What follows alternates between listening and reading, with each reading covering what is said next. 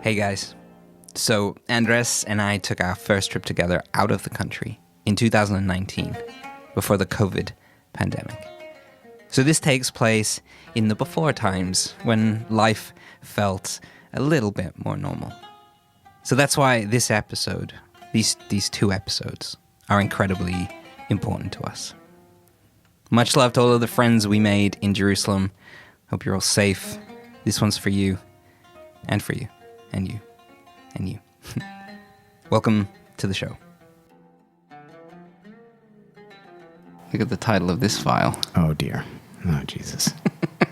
Aisha Andrés surprise. For those listening, Aisha's my girlfriend. She's my girlfriend now. Yeah, I did wonder while I was away what was going on when she was like, yeah, I'm meeting up with everybody that works on Passport. That sounds suspicious. A destination isn't always a place. Sometimes it's a new way of seeing things.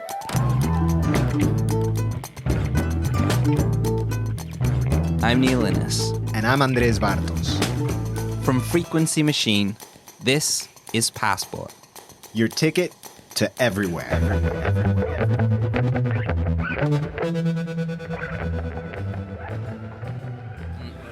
How is Andrés with surprises? He hates them. He hates them. I've never thrown him a surprise party in his life. My co-host Andrés is away in Sao Paulo. So in the meantime, I met with our friend Aisha Prigan and Passport's Billy Cragen Toon. Aisha is tall, elegant, beautiful. She looks like a silent era movie star. She talks laid back, she's patient, but very sharp. I mean, how do you know he hates them? By his reaction at my mere suggestion of a possible surprise party about like a decade ago. And He got this darkness in his eyes, so I was like, okay, we won't be doing that then. She's also my co-host's long-suffering girlfriend. She knows him better than anyone, so it's possible I'm about to make a giant mistake because I have a surprise for Andrés. This week, Passport is doing something a little bit special. Me and Andrés will be taking our very first trip together, somewhere both of us have never been, and Andrés has no idea. So as if he didn't have enough on his plate, I teased him with text messages and voicemails. Sorry, dude. Why are you always torturing me with this news that I can't know? God damn it. and yeah, you tell me the news whenever you want.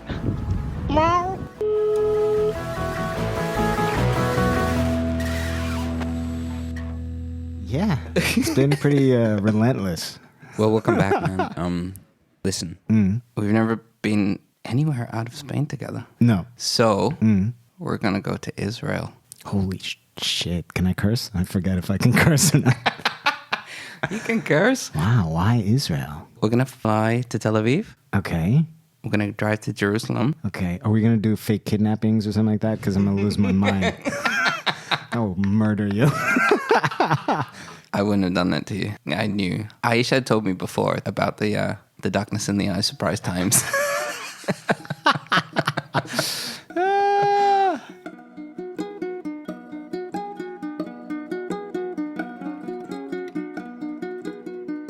Jerusalem is one of the oldest cities on earth. Some people believe its roots go back to about 3,500 years before Christ. Jerusalem is the capital of Israel. Part of it is also the capital of Palestine. The city straddles the country and the state. It's a place defined by heavy topics and an immense and unavoidable history. A centuries-old mix of politics, religion, and conflict have affected every aspect of how the city has evolved. It's the cornerstone of three of the world's major religions: Judaism, Christianity, and Islam. And the people that practice those religions all claim the city as their own. It's a city defined by separation and difference. But what about the people who embrace the difference? The people who seek it out? What about the people who are different? In this week's episode, we head to this remarkable, complex place. A place that everyone has defined by their own personal stake in it. But today we're going to find out what it's like to live in Jerusalem if you're trying to change everyone's definition. We're going to start at the insane Machen Yehuda market. Luckily, it's known as the Shuk. Inside the Shuk, there is an unassuming, unpretentious, quiet bar tucked away.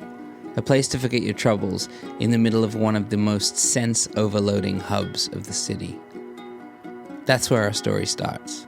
But first, while I was sneaking around behind Andrés's back and trying to plan our surprise trip, I spoke to Dave Bianchi. Dave is a great friend and a music producer. He's also a Jerusalem superfan. He's been traveling there for more than 10 years. Israelis are fucking weird, man. Like, I fucking love them, but like they're really like, who the fuck are you? Why the fuck you? Like they're like New Yorkers times 10, man. Like they don't say please, they don't say thank you. They're very rude, but like if they've allowed you to do whatever the fuck it is that you're doing, then don't worry. And like it means you're gonna get all the shit that you want to get. You know? Dave put us in touch with someone very special in Jerusalem. His name is Sha'anan Streett. He's a big deal over there. Like, he's the best tour guide you could possibly have. Like, hands down. But Sha'anan isn't a tour guide. He's a superstar. He's like the fucking Bob Dylan of Israel, man. Like, he literally, like, everybody you meet, they're like, oh, do you know that, like, Sha'anan, he's the first one to take, like, Hebrew and use it in a way that nobody ever used it before, and, like, blah, blah, like, yeah, no, you walk down the street with him, and it's like everybody's constantly stopping him. Like, he's a character there. And Dave isn't bullshitting. Sha'anan Streett is the frontman and songwriter of Hadag Nahash, an incredibly important band in Israel. The biggest hip-hop band in the country. They've released 8 studio albums over the past 20 years. A huge and diverse back catalogue. I instantly became a fan. How could you not dig this?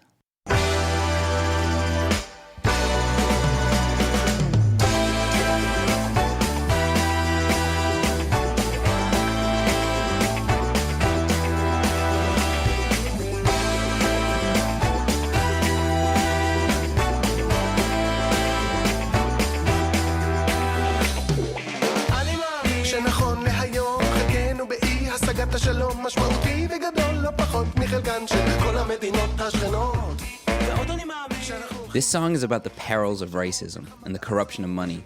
It's political, soulful, and a little bit cheeky. I can't carry this weight around, is the main line in the chorus. Sha'anan is laid back, he's smart, he's funny, he's soulful. We talked on the phone for an hour, and he immediately fit with the sound of his band in my head.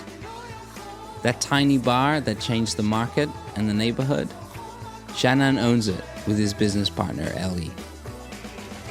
And, well, he invited us over for a beer. So we went.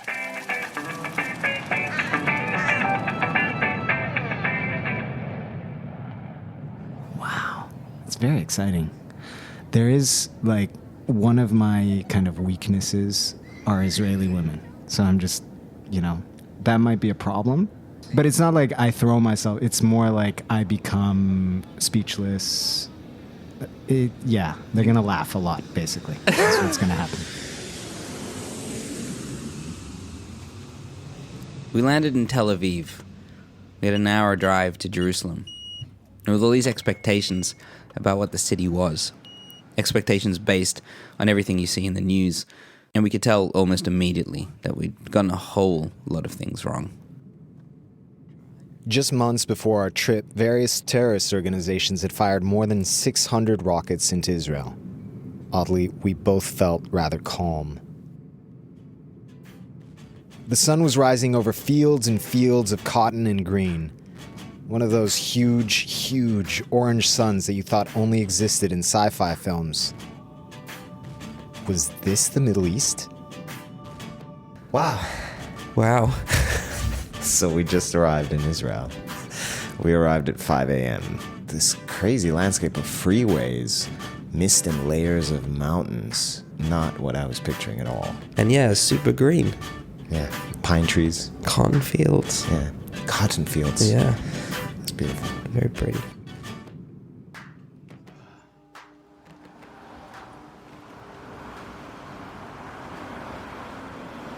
Jerusalem is surprisingly small. It's only about 1.1 million people in only 50 square miles. But 4 million tourists visit per year. That's an average of around 10,000 per day. The skyline is low. Old, beautiful sandstone buildings and brand new ones press against each other. Construction cranes poke up into the sky. It feels both old-style Middle Eastern and modern, spreading out in all directions from the old walled city. We parked our tiny comedy car in the Mechan Yehuda neighborhood in the west, a predominantly Orthodox Jewish area, and we had an apartment right opposite the Shuk, the market, on Jaffa Street, a front row seat to all the craziness it might offer. So obviously the first thing we did was go to the market. The Shuk is the heart of West Jerusalem. It's been there since the late 1800s. It is insane. A crisscrossing grid of nearly 300 stalls, both outside and covered, stacked with fruit, vegetables, spices, fish, meat, cheeses, nuts, yelling people, impatient older people. We hang outside in the open air part for a little bit, and then... Should we go into the crazy? Let's go into the crazy, okay. It's like one of the most crowded places I've ever been in my life. Nobody cares. Everybody's just like, move out of my way, move. It smells, every 2 steps is a different smell. Sometimes they're good, sometimes they're not so good. Everywhere you turn, if you can, there are taste testing trays of baklava, Indian sweets and spices and halva and kebab. The place is an incredible, heaving, beautiful mess of color and sound. In the space of 30 minutes on our walk through the Shuk, we saw Muslims, Jews, Christians, people dressed as dinosaurs, drunk students, workers, millionaires, mountain bikers, Swedish hippies, stag and bachelorette parties, angry couples in golf carts, Jewish Orthodox families, 9 strong with 7 children 1 year apart, Americans, English, Spanish, Australians, beggars, sinners, thieves, cops, and soldiers. So many soldiers. Piles of dates and cardamom and halva, that like sesame peanut paste thing with pistachios and chocolate, and then little like craft brew places smattered in between. Pizza next to a place where you can get falafel and shakshuka, which is Neil's favorite dish. The market was amazing. Within 30 minutes, we were spinning out. We sat outside on Jaffa Street. And it's true that you see right in the market, like already on the side street, for example, you start hearing Arabic. Not to say that we're not saying that this is peace in the Middle East. But obviously you have a different picture in your mind about how people are living together. Looking down one of the busiest streets in the city, bustling and noisy and filled with life. It's hard to imagine this place at the turn of the millennium. In September of 2000, after a riot between Palestinian demonstrators and Israeli police, tensions and violence escalated. The next 5 years is referred to as the Al-Aqsa Intifada. Intifada is an Arabic word which means uprising or tremor. Between 2000 and 2005 alone, there were 144 separate suicide bombings. Many of these were in Jerusalem, and many of those were in and around the Shuk. During this Intifada and the ensuing trouble, it is estimated that more than 4,000 people lost their lives. In retrospect, sitting there at the market, it's weird that we didn't even think about it. Everything felt so safe. We were here to find Sha'anan Street's bar, the Casino de Paris.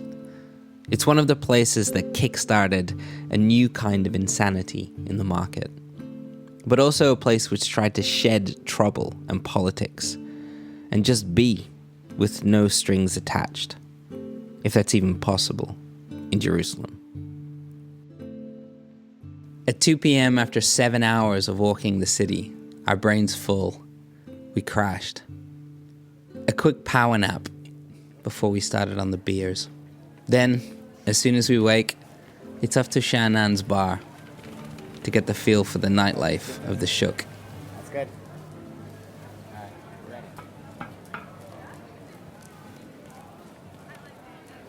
We've just woken up and we're gonna go see if we can actually find Casino de Paris, the bar of our friend. And This is a kind of important detail that in this whole morning, we've been trying to find this bar, which is the center point of this story. And we're unable to find this bar, which is troubling. according to my Google Maps, it is 65 meters away from where we're sitting right now. Then we're bound to find it. 65 meters. In 2011, this tiny bar helped kickstart the new transformation of the market and an entire neighborhood. And we found it, eventually, tucked away in a courtyard in the northeast corner of the Shuk.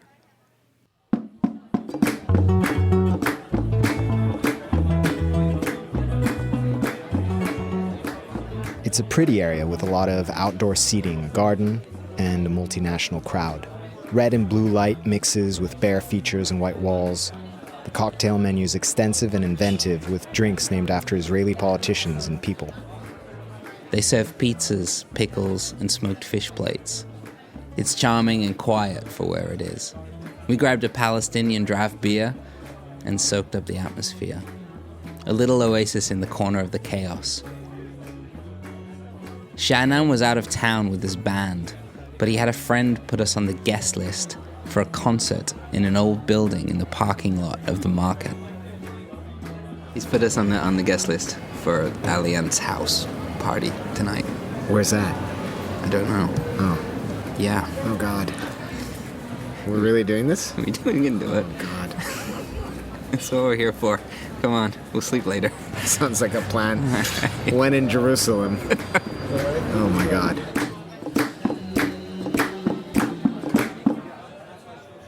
Music is everywhere on the streets of West Jerusalem. Harps, beatboxers, cover bands, drummers, guitar players. The busking scene is pretty crazy. With well-organized spots and hours, some bars in the downtown area have live music 7 nights a week.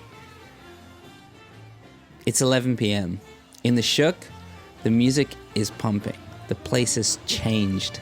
It has turned from a market into a weird, packed, eclectic, crisscrossing dance hall. Every 15 steps, the music changes. House, hip-hop, soul music, rockabilly. It's so crazy and so intense and so crowded that we head out into the parking lot and coincidentally find where we're going. One day in Jerusalem, and we were already on a guest list. Standing in a courtyard in the center of a beautifully run-down building called Allianz House, a 200-year-old former French school which has now been taken over by groups of artists and musicians. In a few years, we were told, it'll be gone, turned into a boutique hotel. It feels like we were lucky to be introduced to it. It sort of looks like a cross between a co-working space and an underground Berlin nightclub. There we were, on no sleep, watching one of the most insane klezmer bands I've ever seen.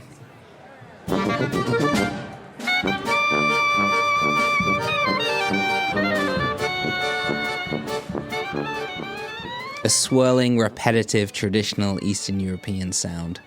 To make things crazier, we had arrived in Jerusalem during Sukkot, a week-long Jewish celebration of God's protection during difficult times. The place was filled with 200 or more rather tipsy and very sweaty but very well-dressed revelers, spinning and spinning and spinning in circles. And me and Andrés, 2 nerds with their backpacks on. After the show, in the basement room, things got a little weirder. The traditional gave way to the crazy, the odd, and the underground. Such is life in Jerusalem.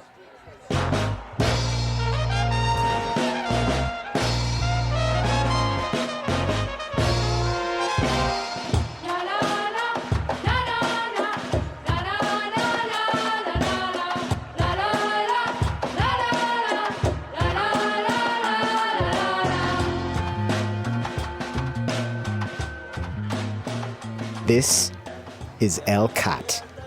They are insanely good. They play Yemeni folk songs, reimagined as psychedelic dance numbers. A 4-piece band with members from Yemen, Morocco, Iraq, and Poland. A melting pot. Traditional but out there, psychedelic, messy, and handmade. Literally, they make their own instruments.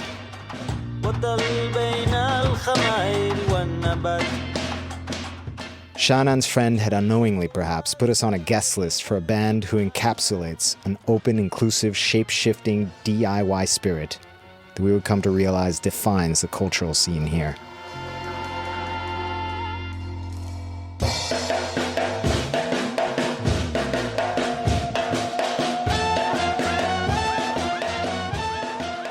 Around 2 a.m., destroyed but happy and a little drunk, we headed home and slept, but the market partied on across the street. I don't think I've ever had a deeper sleep in my life.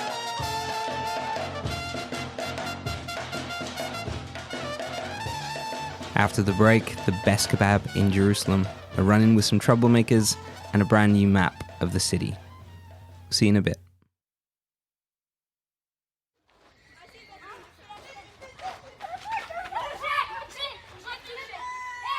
Our first day had been a loud, upside-down carnival ride. We needed some conversation and some local friends to help us get a grip on real life here. And also, some local food. Yo, man, let's go. Okay? Let's do it.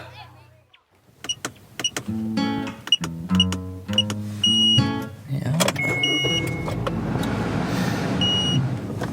Driving in Israel.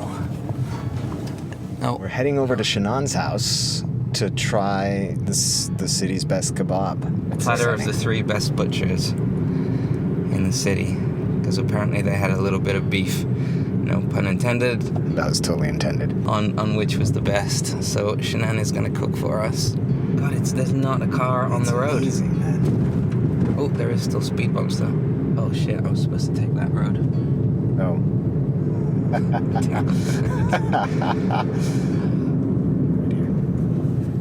and look, parking, thank fucking Lord. Oh, yeah. Congratulations. Okay. We have arrived at your meaty destination. Nicely done. We needed a tag. We needed a tag. Sha'anan meets us at the gate to his house. It's modest, it's nice, patios and tables with a big garden. We'd only ever talked over the phone, so we met for the first time, as everyone should, over a barbecue. Sha'anan Streett has a presence. He's instantly fun, yet relaxed. Scruffy beard growth and a trademark soul patch. He's happy, animated, always smiling. He has a great laugh, and he knows how to use it. He gives us the lowdown on the disagreement with his friend, Ariel Schnapiri.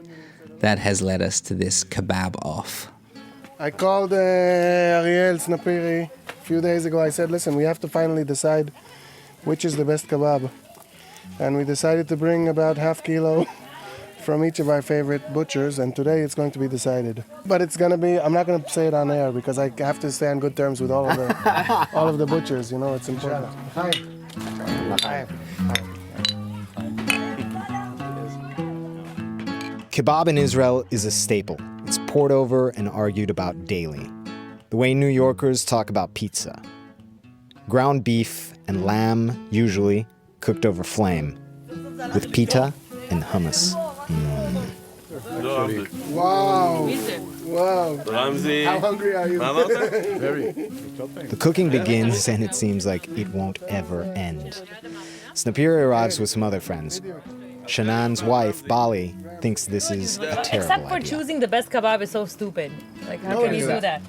Yes, it is, because it's Are you calling us personal. stupid? I was going to say that's precisely what we're doing tonight. I think it's stupid. It's The gloriously kebab experience.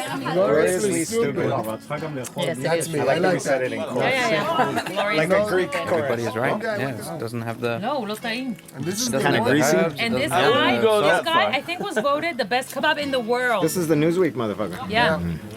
Oh my god. I think it's better. Yeah? Better than the Yeah. first one, right? I think Neil is having a small mouth orgasm. It's small. There are no small orgasms on your small mouth. The conversation starts and never stops. Kids play football in the yard, and we eat and talk into the early morning. A little bit of family life in Jerusalem. You get the impression that they entertain a lot.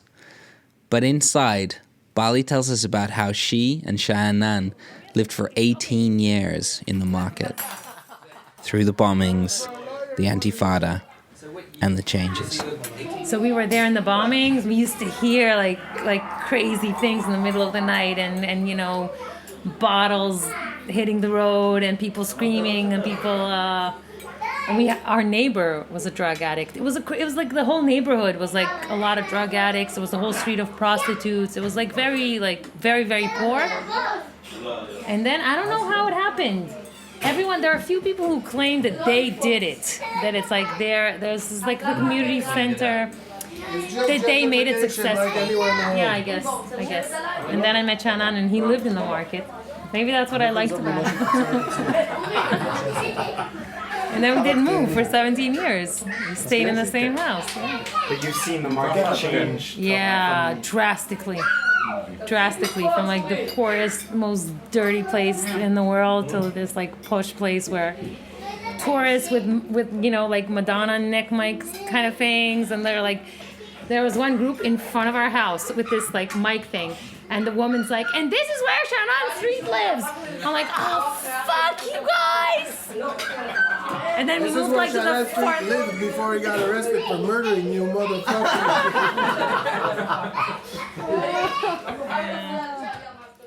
Of the three we tested, Sha'anan didn't want to say, but we thought a butcher called Ramsey took the top prize. We set a time in the morning to meet Sha'anan and get the story of his bar.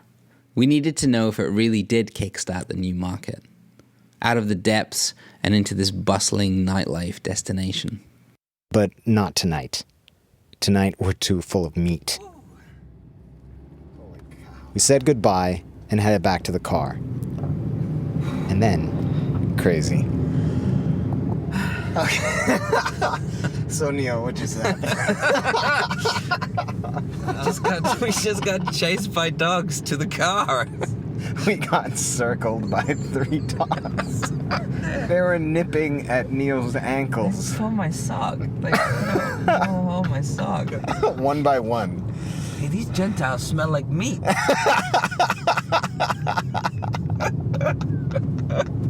Get 'em, boys. Get 'em, boys. They got kebab in them.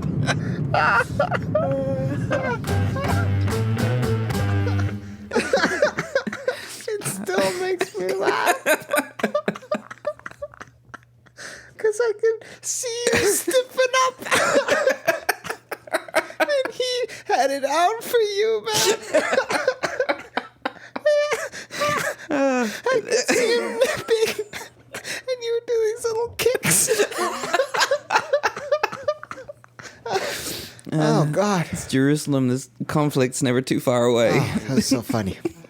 Oh, my God. Our night didn't quite end there. Right.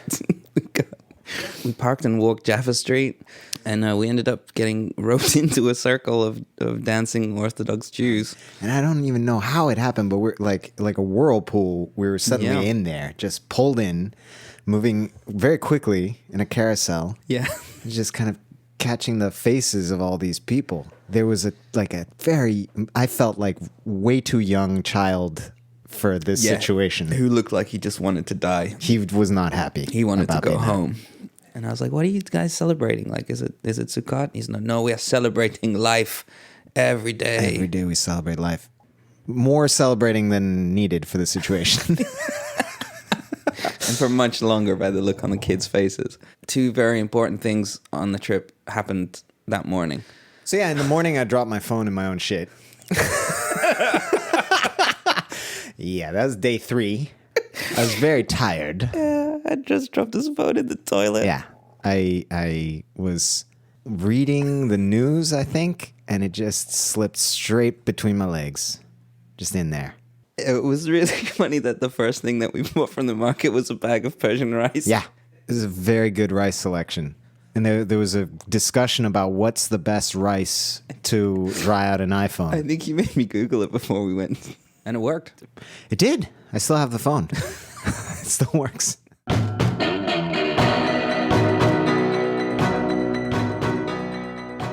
In the morning, we met Sha'anan at the Sira Cafe in West Jerusalem.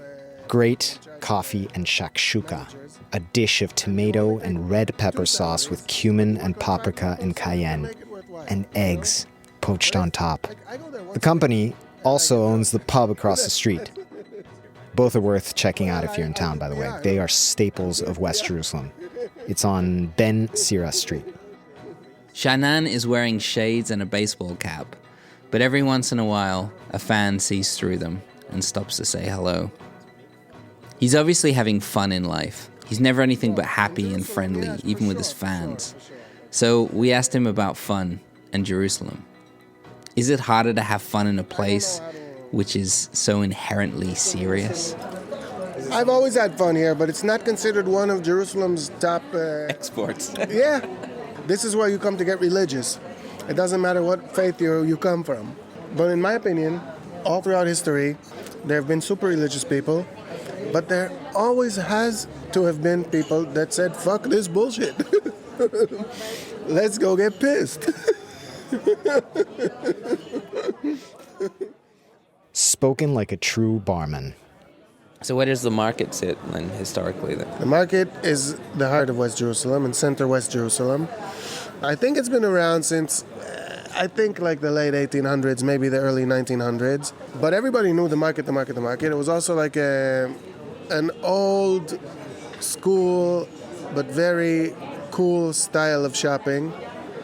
You know, you see all the food, you see all the fruits, you see all the vegetables, and you pack them in with your hand, and you're like, even like the stall owners, they can yell at you if you're taking too much time, and all kinds of stuff like that that was considered cool. Then it was considered totally uncool with unsafe. Afterwards, and that's where we are now in the evolution of time, it was considered so cool that it should have a nightlife too.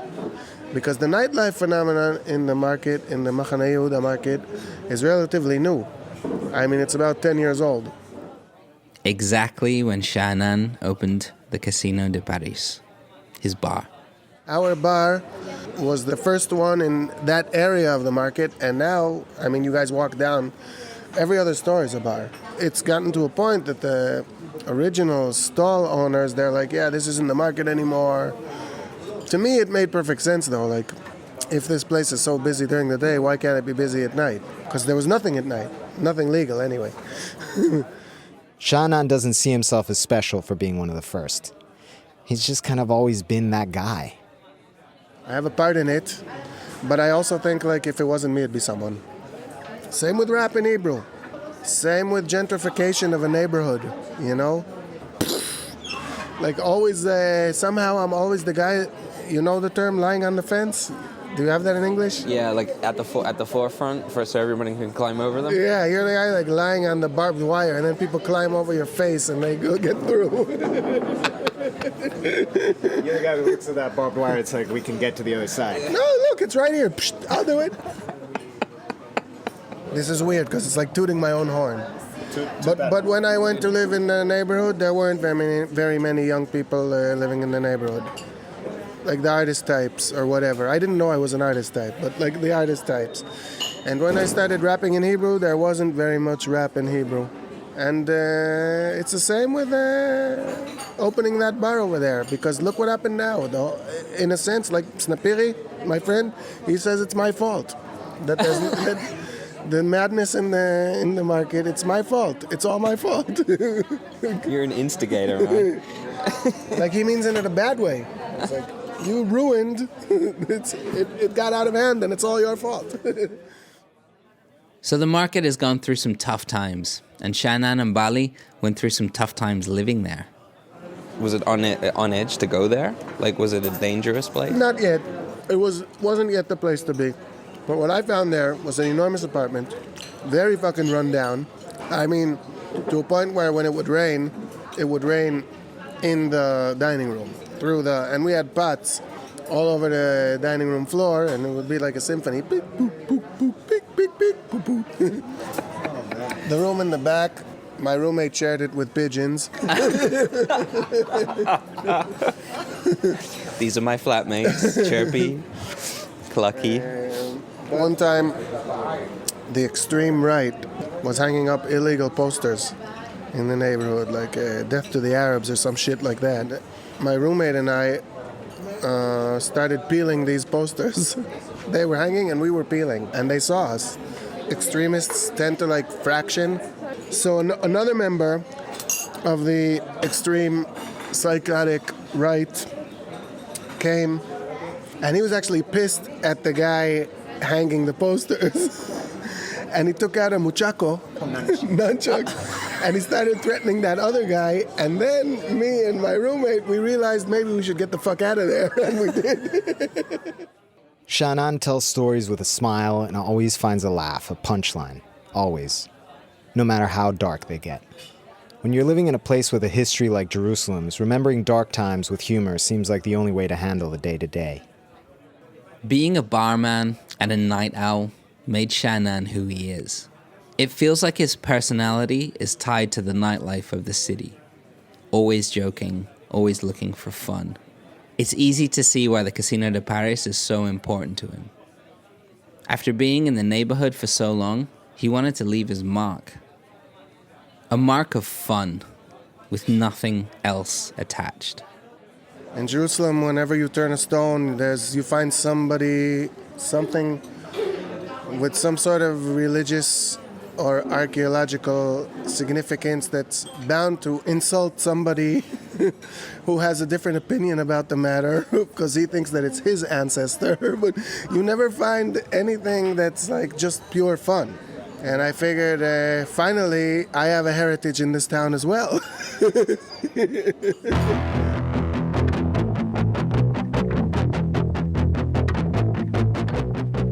Myself and Andrés, we wanted names. People with different perspectives on a new Jerusalem, driven by culture, not politics, not religion. And Sha'anan is a connected guy. Within an hour, he had set us up to talk with 4 different people all over the city. A group of people who were not what we were expecting at all. Fence liars, all of them, but in very different ways and from different backgrounds, east and west. A personal roadmap of Jerusalem. Sha'anan and his friends had bonded, not over the state of Israel or its problems, but over the state of music, culture, and art. How do you create a new idea of the oldest city with no pretense, lots of fun, a little beer, and no division? West Jerusalem is complicated, but it's simple compared to the east. We headed there on Shabbat on foot through the Orthodox neighborhood to the west of the market. Shabbat means no cars, no electricity, no working, no creating. Neil tried recording on his phone for a second. We're walking to the east. It's very quiet. We're walking through the ultra-Orthodox neighborhood. An old man about 80 years old pointed at us and shook his finger. No. You know what? I'm going to stop recording. We quickly realized that 2 tourists with microphones weren't going to fly. No creating in this neighborhood. Not today.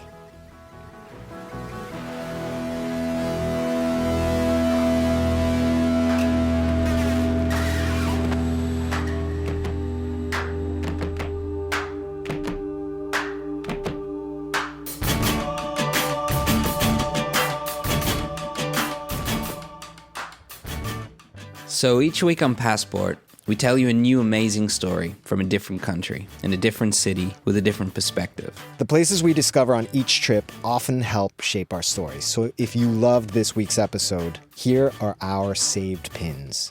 So Jerusalem has become one of our favorite cities so far. So next time you're there, be sure to check these places out because they were all little landmark moments for myself and Andrés on our trip.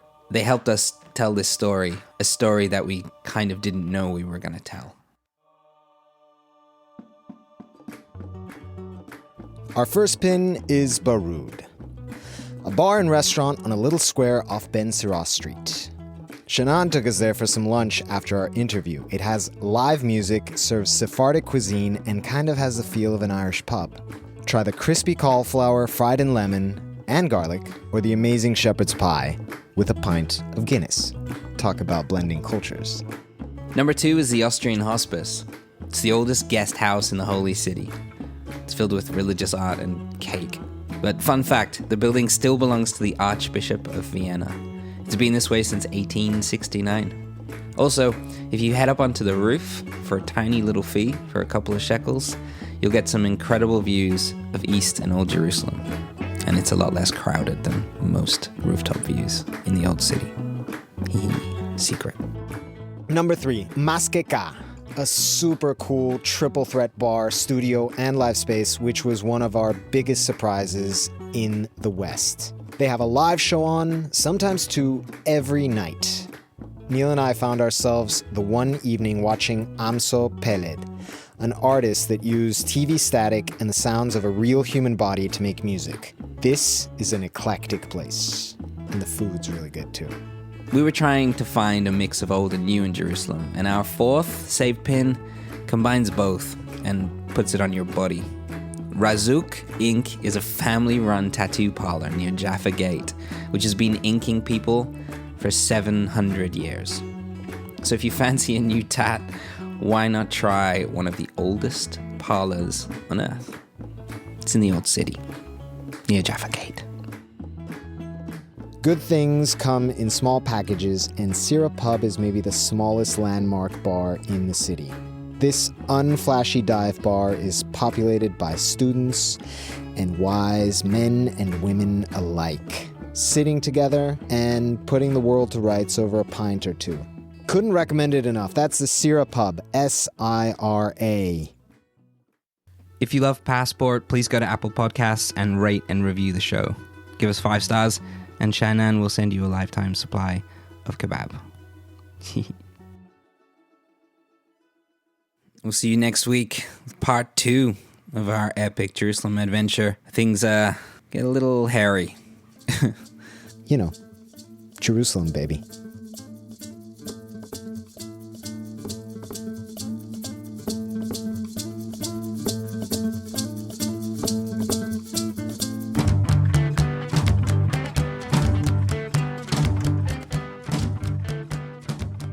This episode of Passport was written and produced by me and Andrés Bartos.